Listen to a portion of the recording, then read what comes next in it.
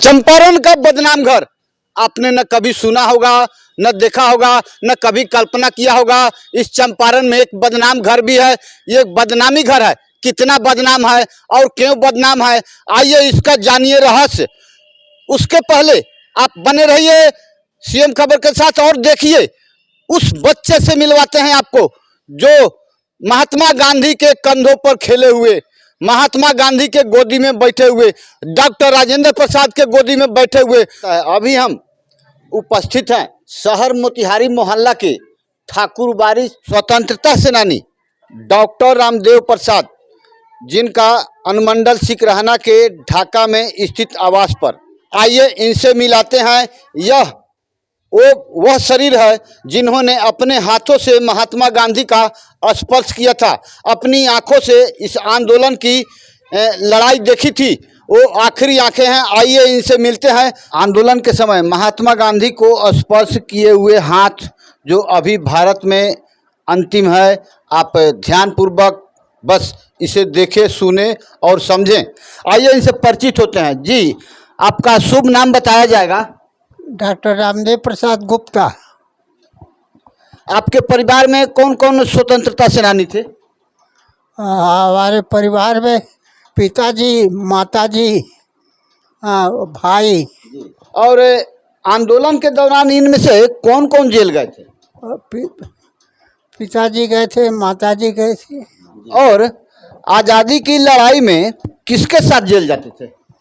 गोद में माँ के साथ जाते थे। जी।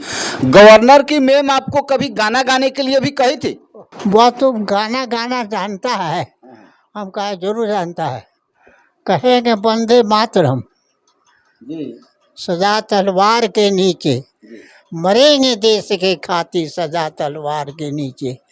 चाहे मुझे सूली पर चढ़वा दे या कोल्हू में पेरवा दे, कहेंगे वंदे मातरम सदा तलवार के नीचे। ओ चाहे मुझे कोल्हू में पेरवा दे या सूली पर चढ़वा दे, कहेंगे वंदे मातरम सदा तलवार। कुछ खाने पीने के लिए नहीं पूछते थे? गवर्नर का पावर बहुत बड़ा था जी।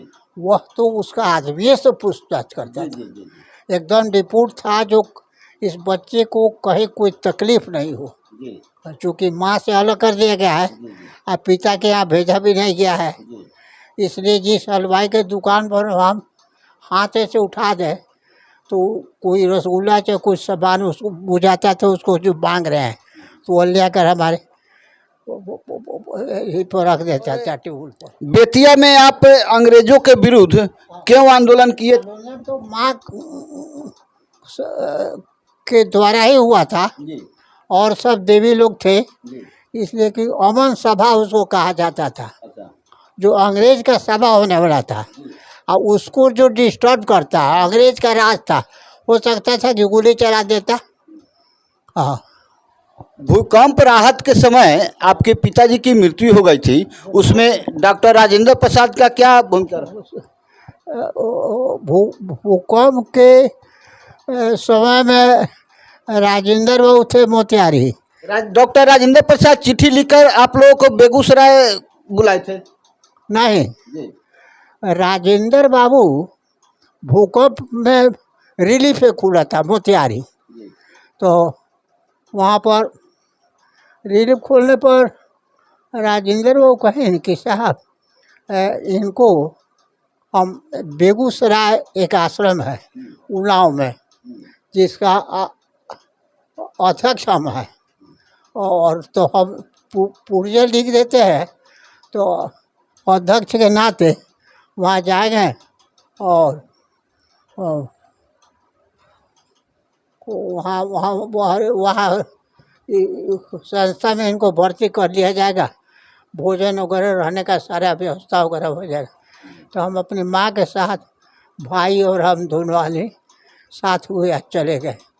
तो राजेंद्र बाबू जो है सो हमारा मोटरी वगैरह थैली वगैरह जो था सो अपने कंधे पर लटका ले, टिकट कटा कर लाए और ट्रेन में बैठा दिए, 6 रुपया दिया, कहे कि आप बेगूसराय स्टेशन पर उतर जाइएगा और उन्नाव पर टमटम से चले जाइएगा। उलाव से चंपारण जिले के वृंदावन आश्रम में क्यों आ गए?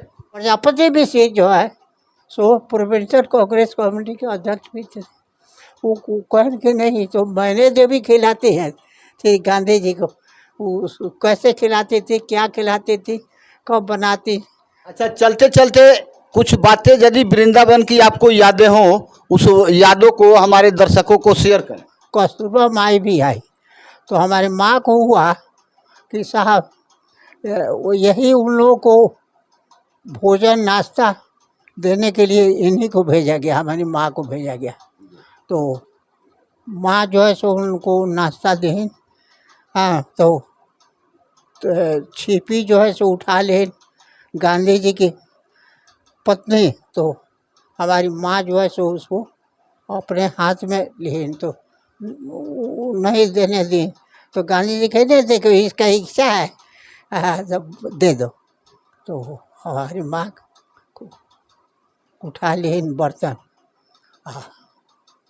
वो उनको भोजन वगैरह कि कराया। माँ मैना देवी डगरा में चूड़ी लाठी लेके क्यों प्रदर्शन करने जाती थी? चूड़ी लौटी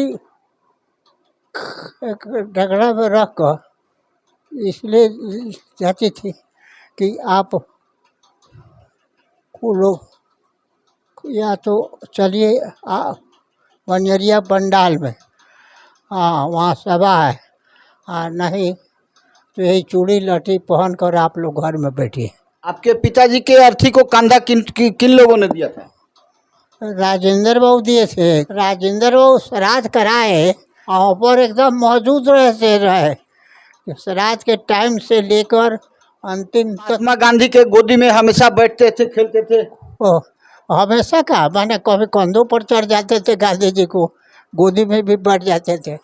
हाँ, यहाँ 1934 में डॉक्टर राजेंद्र प्रसाद आए हुए थे और यहाँ इस घर में आंदोलनकारियों का स्वतंत्रता के लिए, स्वतंत्रता सेनानियों का जमघट लगा हुआ रहता था। यह वह घर है। आइए जानिए बदनामी घर का रहस्य और क्या है सच्चाई और क्यों था बदनाम।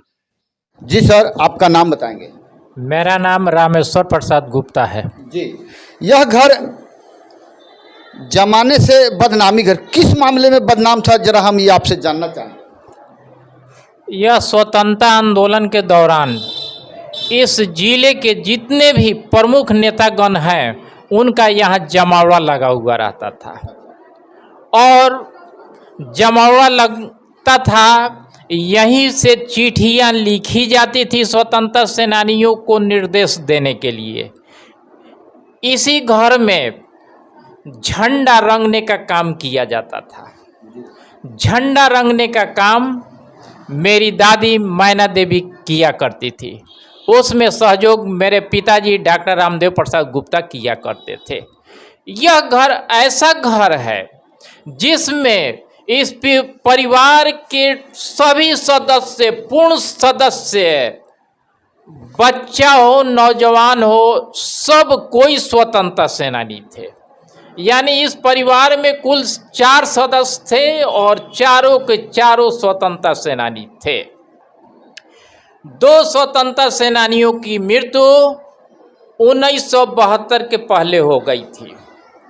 यह वही घर है जिसमें मेरे दादा की मृत्यु 1934 ईस्वी में हुई थी। अंग्रेजों ने उनकी इतनी पिटाई की थी कि 7-8 दिन के बाद इस घर में उन्होंने दम तोड़ दिया था। यह वही घर है जिसमें डॉक्टर राजेंद्र प्रसाद 1934 ईस्वी में कई बार आए। पुलिस कहीं भी कुछ और जगह भी घटना हो जाती थी तो ये घर स्वतंत्रता सेनानियों के लिए, आंदोलनकारियों के लिए इतना बदनाम हो चुका था कि कहीं दूसरे जगह भी कुछ घटना घटित होती थी जिले में तो पुलिस आकर के इसी घर को तोड़ फाड़ करती थी और ये सारे लोग भागकर बंजरिया पंडाल चले जाते थे और अधिकांशतः समय वहीं गुजारते थे और वहीं से आंदोलन का कार्य किया करते थे।